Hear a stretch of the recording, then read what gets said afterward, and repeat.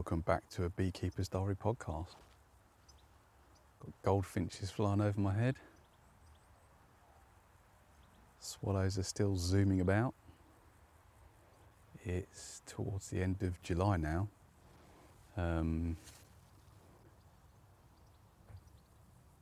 It's getting ready to rain, so the swallows are flying low as the insects are pushed down from the atmospheric pressure, and the bees are a little agitated, as they can be when it's about to rain.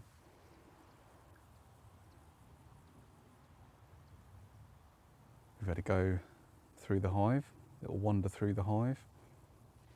Well, first of all, I spent some time looking at the entrance, checking for any wasp incursions this time of year when the wasps are leaving their nests and they're getting desperate for food.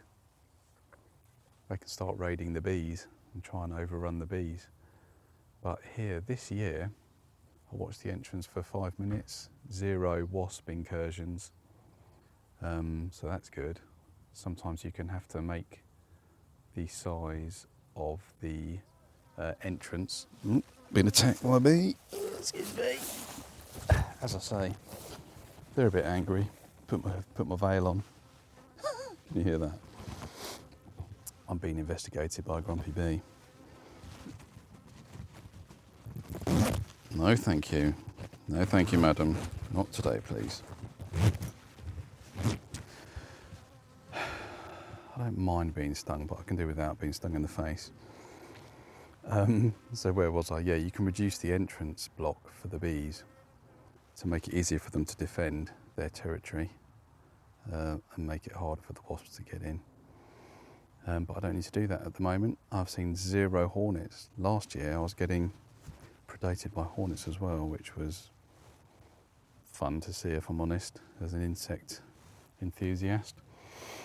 They would grab the bees outside the entrance of the hive, fly off to a nearby perch, bite the head off, and then zoom off with the carcass.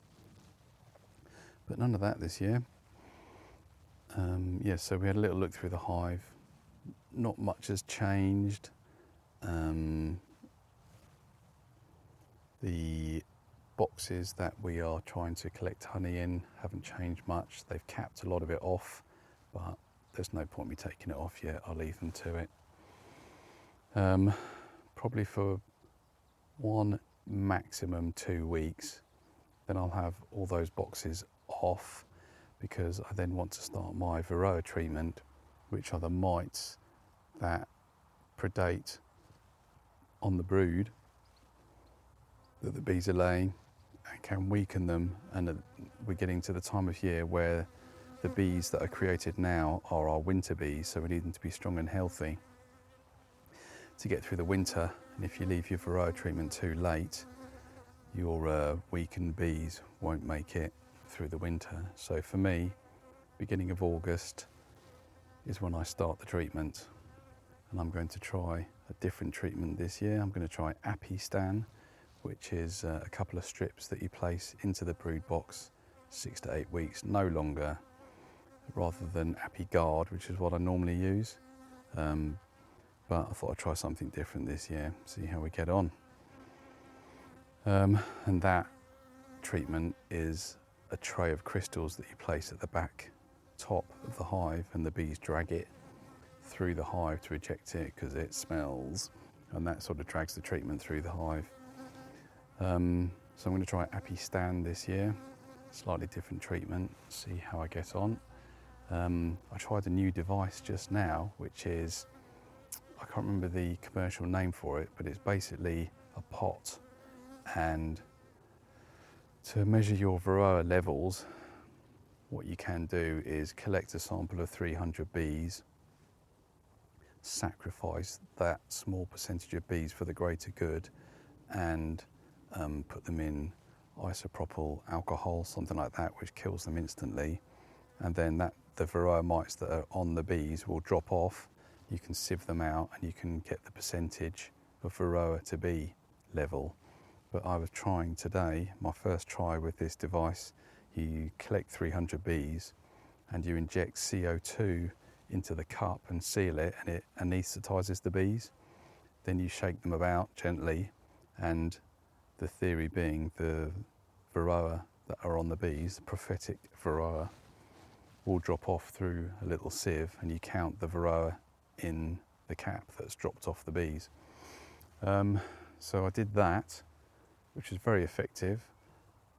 Of note, I put the bees back into the frames. They all came round and wandered off, so no casualties, but no varroa either. So I don't know whether I need to reread the instructions, and well, I'll continue.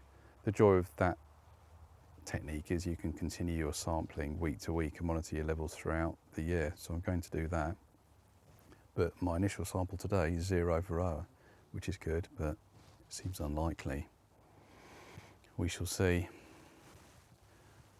So yeah. And also of note, not very many eggs. The queen, saw the queen, she's in there. There's plenty of open cells, but she's not laying very much, which is typical for this time of year. When there's a dearth, there's nothing for the bees to collect. Have a little rest before they start preparing for winter. So we'll have another look next week and see if she's sprung back into action, but very much static state of affairs. Thank you to all my new listeners. Thank you to my new listeners from within my colleagues that have kindly said they've listened and enjoyed. So hi to you. Look forward to your feedback. And yeah, all is good. I will catch you next week.